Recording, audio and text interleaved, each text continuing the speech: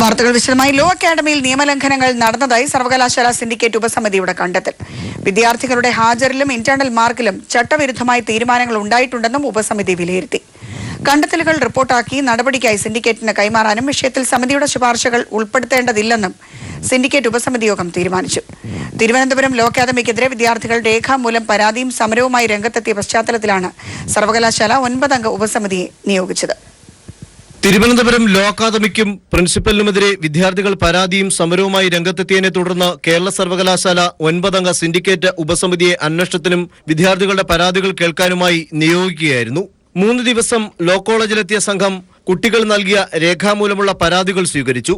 വിദ്യാർത്ഥികളിൽ നിന്നും തെളിവുകൾ ശേഖരിച്ച സമിതി പരാതി സംബന്ധിച്ച കോളേജ് മാനേജ്മെന്റിനോടും വിവരങ്ങൾ ആരാഞ്ഞിരുന്നു. സിൻഡിക്കേറ്റിന് റിപ്പോർട്ട് സമർപ്പിക്കുന്നതിന് മുൻപ് തങ്ങളുടെ കണ്ടെത്തലുകൾ ചർച്ച ചെയ്യാനാണ് ഉപസമിതി യോഗം ചേർന്നത്. സർവകലാശാല ആസ്ഥാനത്ത് മണിക്കൂറുകൾ നീണ്ട യോഗത്തിൽ ലോ അക്കാദമിയിൽ നിയമലംഘനം നടന്നുവെന്ന് സമിതി കണ്ടെത്തി. കുട്ടികളുടെ ഹാജർ, ഇന്റേണൽ മാർക്ക് എന്നിവയിൽ ചട്ടലംഘനം നടന്നിരിക്കുന്നു.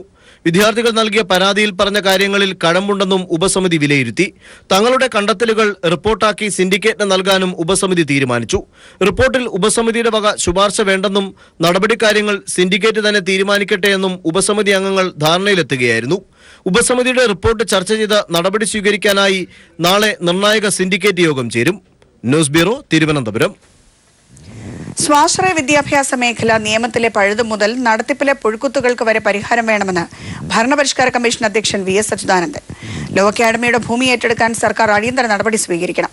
നിയമവിരുദ്ധമായി നീങ്ങുന്നവരെ കണിശമായി നിയന്ത്രിക്കണമെന്നും VS ആവശ്യപ്പെട്ടു. ഭരണപരിഷ്കാര കമ്മീഷൻ റിപ്പോർട്ട് 1 വർഷത്തിനകം പൂർത്തിയാക്കുമെന്നും VS പറഞ്ഞു. ലോ അക്കാഡമിയിലെ സമരം ഒരു കോളേജിനകത്തെ സമരമാണെന്നും ബന്ധപ്പെട്ടവർ പ്രശ്നം പരിഹരിക്കണമെന്നും കോടിയേരി ബാലകൃഷ്ണൻ പറഞ്ഞു. വിദ്യാർത്ഥി സംഘടനകൾക്ക് ആവശ്യങ്ങൾ ഉന്നയിക്കാൻ പാർട്ടിയോട് ചോദിക്കേണ്ടതില്ലെന്നും കോടിയേരി പ്രതികരിച്ചു. അല്ല, വിദ്യാർത്ഥി സംഘടനകൾ ഒരു ആവശ്യം ഉന്നയിക്കുന്നത് പാർട്ടിയോട് ചോദിക്കേണ്ട കാര്യമില്ല. ആ മുദ്രാവാക്യം ഉന്നയിച്ചിരിക്കുന്ന വിദ്യാർത്ഥികളുടെ ആവശ്യമാണ്. CPM അവിടെ സമരം അവിടെ നടത്തുന്നില്ല. വിദ്യാർത്ഥി സംഘടനകളാണ് സമരം നടത്തുന്നത്. SFI അവിടെ സമരം നടത്തുന്നുണ്ട്. പാർട്ടി എന്നുള്ള നിലയിൽ ആ സമരം ഇപ്പോൾ ഏറ്റെടുത്തിട്ടില്ല. എന്നാൽ അതൊരു രാഷ്ട്രീയ സമരമാക്കി മാറ്റാനാണ് BJP ശ്രമിക്കുന്നത്. ലോ അക്കാഡമിയിലെ ഭൂമി ദുരുപയോഗത്തെക്കുറിച്ച് സർക്കാർ അന്വേഷിക്കണമെന്ന് KPCC അധ്യക്ഷൻ VM സുധീരൻ. നിയമം എല്ലാവർക്കും ബാധകമാണ്. ഈ വിഷയത്തിൽ സർക്കാർ ക്രിയാത്മകമായി ഇടപെടണമെന്നും സുധീരൻ ആവശ്യപ്പെട്ടു. വിവരാവകാശ നിയമത്തിന്റെ കാര്യത്തിൽ സർക്കാരിന് ഇരട്ട മുഖമാണെന്നും സുധീരൻ കുറ്റപ്പെടുത്തി.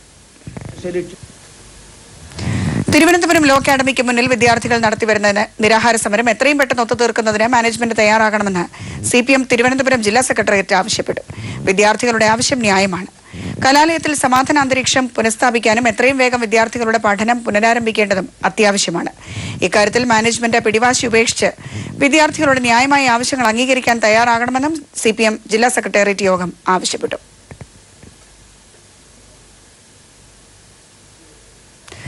പ്രസംഗവേദിക്ക് സമീപം RSSന്റെ ബോംബാക്രമണം ആസൂത്രിതമെന്ന് CPM സംസ്ഥാന സെക്രട്ടറി കോടിയേരി ബാലകൃഷ്ണൻ. അക്രമത്തെ CPM പോളിറ്റ് ബ്യൂറോ അപലപിച്ചു. RSS സമാധാനം തകർക്കാൻ ശ്രമിക്കുന്നുവെന്ന് VS അച്യുതാനന്ദനും പറഞ്ഞു. RSSന്റെ രാക്ഷസീയ മുഖം വെളിവാക്കുന്നതാണ് സംഭവമെന്ന് പ്രതിപക്ഷ നേതാവ് രമേശ് ചെന്നിത്തലയും പ്രതികരിച്ചു.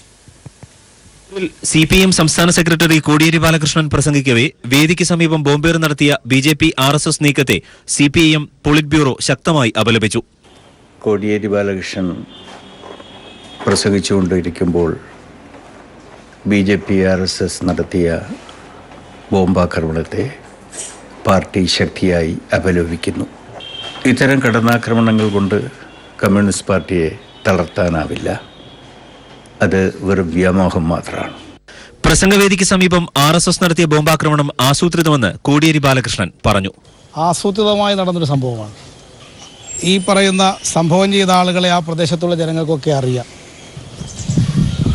പാർട്ടിക്ക് നല്ല സ്വാധീനമുള്ളൊരു പ്രദേശത്ത് കുറച്ചാളുകൾ വന്ന് അക്രമം സംഘടിപ്പിച്ച് CPMനെ പ്രകോപിപ്പിക്കുക, അതിനുവേണ്ടി ചെയ്ത ഒരു നടപടിയാണ്. പ്രസംഗവേദിക്ക് സമീപം ബോംബെറിഞ്ഞത് ജനങ്ങളുടെ സമാധാനം തകർക്കാനുള്ള RSSന്റെ ശ്രമമെന്ന് VS അച്യുതാനന്ദൻ. മോദിയുടെ ഭരണത്തിന് കീഴിൽ RSS ബോധപൂർവം പ്രകോപനമുണ്ടാക്കുന്നുവെന്നും ജനാധിപത്യവാദികൾ മുഴുവൻ ജാഗ്രത പാലിക്കണമെന്നും VS പറഞ്ഞു. RSSന്റെ രാഷ്ട്രീയ മുഖമാണ് ഇതിലൂടെ വെളിവാകുന്നത് എന്ന് പ്രതിപക്ഷ നേതാവ് രമേശ് ചെന്നിത്തലയും പറഞ്ഞു. News desk. കണ്ണൂരിൽ കോടിയേരി ബാലകൃഷ്ണൻ പ്രസംഗിച്ച വേദിക്ക് സമീപം ബോംബെറിഞ്ഞ കേസിൽ 12 RSS പ്രവർത്തകരെ പോലീസ് കസ്റ്റഡിയിലെടുത്തു. ഇവരെ തലശ്ശേരി ഡിവൈഎസ്പി ഓഫീസിൽ ചോദ്യം ചെയ്തു.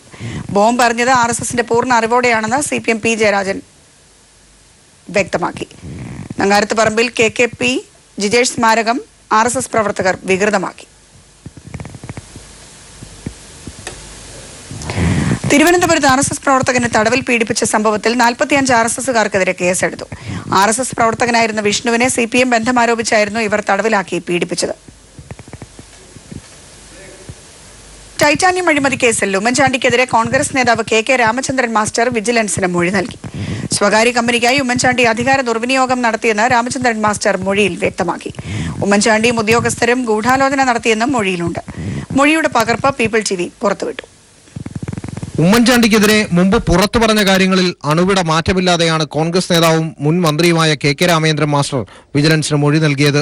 വിജിലൻസ് ഡയറക്ടർ ജേക്കബ് തോമസിന് ഇമെയിലിലൂടെയാണ് രാമചന്ദ്രൻ മാസ്റ്റർ മൊഴി അയച്ചു കൊടുത്തത്. താൻ മന്ത്രിയായിരുന്ന ഘട്ടത്തിലാണ് ടൈറ്റാനിയം കമ്പനിയിൽ ഈ പ്രോജക്ടിന് ആരംഭം കുറിക്കപ്പെടുന്നത്. അന്നത്തെ പൊല്യൂഷൻ കൺട്രോൾ ബോർഡ് ചെയർമാൻ ഈ പദ്ധതി അനാവശ്യവും അഴിമതി ഉണ്ടാകാൻ സാധ്യതയുള്ളതുമാണെന്ന് എനിക്ക് മുന്നറിയിപ്പ് നൽകി. അതിന്റെ അടിസ്ഥാനത്തിൽ ക്ലിയറൻസ് സർട്ടിഫിക്കറ്റ് കൊടുക്കേണ്ടതില്ലെന്ന് താൻ നിർദ്ദേശം നൽകി. ഇത് തന്നോടുള്ള വ്യക്തിവിരോധത്തിന് കാരണമായി. ഉമ്മൻചാണ്ടിയും ഉദ്യോഗസ്ഥരും തമ്മിൽ ഗൂഢാലോചന നടത്തിയാണ് പ്രോജക്റ്റ് നടപ്പിൽ വരുത്തിയത്. പാർട്ടി തലത്തിൽ കൂടി ഗൂഢാലോചന നടന്നതിനാലാണ് തന്നെ മലിനീകരണ നിയന്ത്രണ ബോർഡിന്റെ ചുമതലയിൽ നിന്ന് മാറ്റിയതും സുജനപാലിനെ വകുപ്പ് മന്ത്രിയാക്കിയതും. ന്യൂട്രലൈസേഷൻ പദ്ധതി നടപ്പിലാക്കേണ്ട സ്ഥാനത്ത് മെക്കോണുമായി കരാറിൽ ഏർപ്പെട്ടതുവഴി കമ്പനിക്കും സർക്കാരിനും നഷ്ടമുണ്ടായി. ഈ പറഞ്ഞ മുഴുവൻ കാര്യങ്ങളും വിജിലൻസ് കോടതിയിൽ പറയാൻ തയ്യാറാണെന്നും കത്തിൽ പറയുന്നു. നിലവിൽ കേസ് അന്വേഷിക്കുന്ന അന്വേഷണ സംഘത്തിൽ വിശ്വാസമില്ലാത്തതിനാലാണ് താൻ മൊഴി ഇമെയിലിലൂടെ അയച്ചതെന്നും അദ്ദേഹം കത്തിൽ വ്യക്തമാക്കുന്നു. രാമചന്ദ്രൻ മാസ്റ്റർ രേഖാമൂലം മൊഴി നൽകിയത് ഉമ്മൻചാണ്ടിക്ക് ടൈറ്റാനിയം കേസിൽ തലവേദനയാകുമെന്നത് ഉറപ്പ്. S Jeevankumar, Thiruvananthapuram. Chief secretary SM വിജയാനന്ദനും അഡീഷണൽ ചീഫ് സെക്രട്ടറി ടോം ജോസിനും തിരുവനന്തപുരം വിജിലൻസ് കോടതിയുടെ രൂക്ഷ വിമർശനം. കോടികളുടെ അഴിമതി നടത്തിയ ഉദ്യോഗസ്ഥനെ എന്തിന് സംരക്ഷിക്കുന്നുവെന്ന് ടോം ജോസിനെതിരെ എത്ര കേസുണ്ടെന്നും കോടതി ചോദിച്ചു. സിഡ്കോ അഴിമതിയിൽ TO സൂരജ് ഉൾപ്പെടെ 4 പ്രതികൾക്കെതിരെ FIR രജിസ്റ്റർ ചെയ്യാനും കോടതി ഉത്തരവിട്ടു.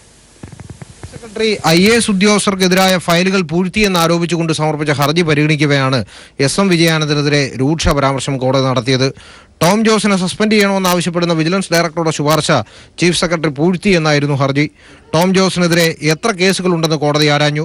2 കേസുകളിൽ പ്രതിയാണെന്ന് വിജിലൻസ് അഭിഭാഷകൻ കോടതി അറിയിച്ചപ്പോഴാണ് രൂക്ഷ പരാമർശം കോടതിയുടെ ഭാഗത്തു നിന്നുണ്ടായത്. കോടിക്കണക്കിന് രൂപയുടെ അഴിമതി നടത്തിയ ഉദ്യോഗസ്ഥരെ എന്തിനാണ് സംരക്ഷിക്കുന്നതെന്ന് കോടതി ചോദിച്ചു.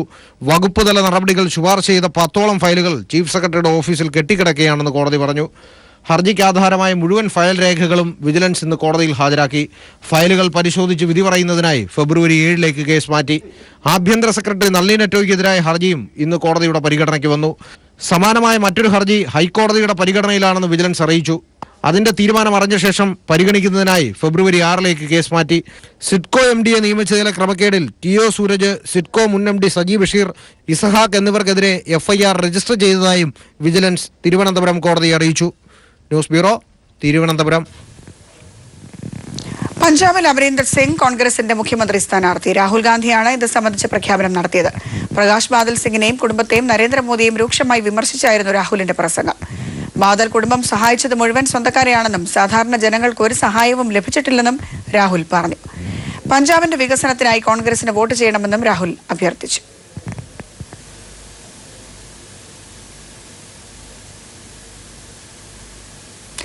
Global Indian association president Rajeev ജോസഫിന് ഇൻഡോ ബ്രിട്ടീഷ് എക്സലൻസ് അവാർഡ് നൽകി ആദരിച്ചു.